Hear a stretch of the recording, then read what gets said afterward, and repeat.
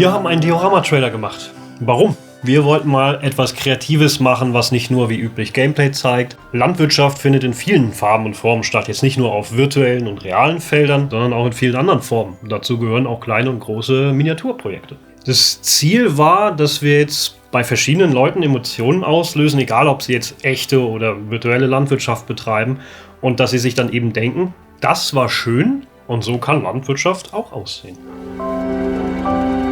I drove tractors, learned the significance of a plow, harvested what I put in the earth with my own hands. Wir hatten erstmal die Idee auf dem Papier, dachten, das ist was Nettes, was wir machen können.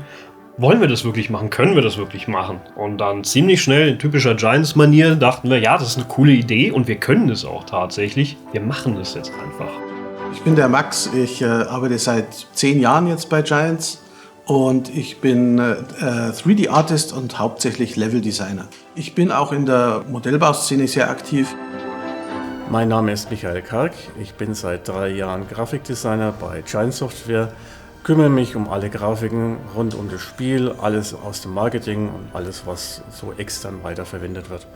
Mein Name ist Michael Schraud. Ich bin verantwortlich für die Videos bei Giant Software und kümmere mich darum, dass solche großen Herausforderungen irgendwie gemeistert werden. Das Besondere an diesem Dreh war das Equipment, was wir nutzen konnten, weil sowas haben wir bisher nicht gehabt und haben eben dann mit diesen Linsen, die einen Makrobereich ermöglichen, gearbeitet und das war sehr herausfordernd. Was mir beim Modellbau so sehr Spaß macht, ist natürlich zum einen das Kreative. Das habe ich natürlich am Computer auch, wenn ich in 3D was mache oder ein Level erstelle. Und wenn ich nach Hause komme, dann habe ich keine Lust mehr, vor dem Computer zu sitzen. Dann will ich einfach mit den Händen was machen, etwas, das irgendwie sich davon unterscheidet. Am Computer hast du den Vorteil, du kannst unendlich nah heranzoomen an irgendwelche Details und kannst die praktisch endlos vergrößern.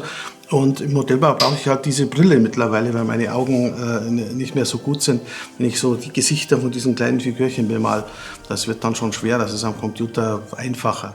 Dadurch, dass du so kleine Welten schaffen kannst, ist es wie am PC das Bild zu gestalten, aber dann halt nur in 3D mit verschiedenen Perspektiven. Ich hatte am Anfang viele Ideen, die ich umsetzen wollte, aber das war eben nicht so einfach, weil die Fläche dann doch begrenzt ist und ich kann da keine allzu komplexen Landschaften umsetzen und das musste natürlich auch transportabel gestaltet werden. Das sind jetzt 2 Platten, die auseinandernehmbar sind. Ich habe mich dann voll auf die Fähigkeiten unserer Kamerapros verlassen, die dann das alles wirklich perfekt in Szene setzen. Ich glaube, wir können ganz zufrieden damit sein, weil es wirklich nicht nur ein schönes Diorama ist, das Max gebaut hat, sondern auch ein schöner Trailer, das unser Videoteam dann letztendlich realisiert hat. Sure, sometimes we go out, hike, explore, for a bit. Back home, I see my farm again. Warum machen Leute sowas? Warum gehen Leute zum Bauernhof, machen dort Urlaub und verbringen da ihre Zeit? Es wird ja wahrscheinlich keinen Farmer geben, der sagt, oh, lass mal eine Woche im Büro Urlaub machen und mal schauen, wie die da so leben und arbeiten.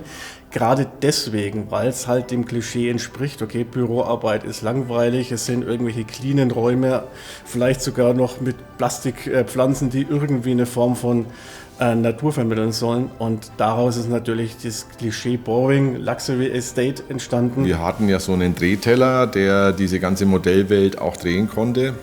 Und wir sind beim Umbau mal an den Regler gestoßen. Und plötzlich hat sich hinter uns die Welt verselbstständigt und hat mit 180 km/h irgendwie die eine Welt auf die andere Welt an den Tower, den man da sieht, fast geschreddert und somit das komplette Modell geschreddert. Und dann waren wir echt froh, dass das nicht passiert ist, weil dann hättest du natürlich den Drehtag vergessen können. Ich habe alles nochmal extra, die Figuren nochmal bemalt, die Häuser, da ist nichts in nacktem Plastik. Ich habe dann noch alles verschmutzt, damit alles eben so realistisch wie möglich aussieht und nicht diesen Plastik-Look hat. Insgesamt habe ich vielleicht etwa ein Jahr dafür gebraucht. Das ist schon sehr aufwendig gewesen. Also wir haben circa 6 Tage reine Drehtage gehabt und natürlich hatten wir Spaß. Wir versuchen immer Spaß zu haben an dem, weil das Endergebnis zeigt es ja dann am Schluss. Es hat noch Michael, unser Grafikdesigner aus dem Studio in Erlangen, mitgemacht. Der hat dieses Office hier beigetragen und die Szene mit dem Bürogebäude.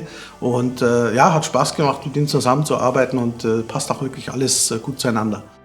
Ob es mir Spaß gemacht hat, ist natürlich gar keine Frage, weil wenn man schon während der Arbeitszeit sein Hobby auch noch mit reinbringen darf und ja, mehr Art von Spaß gibt es ja in der Art und Weise nicht, wenn man sogar noch dafür bezahlt wird.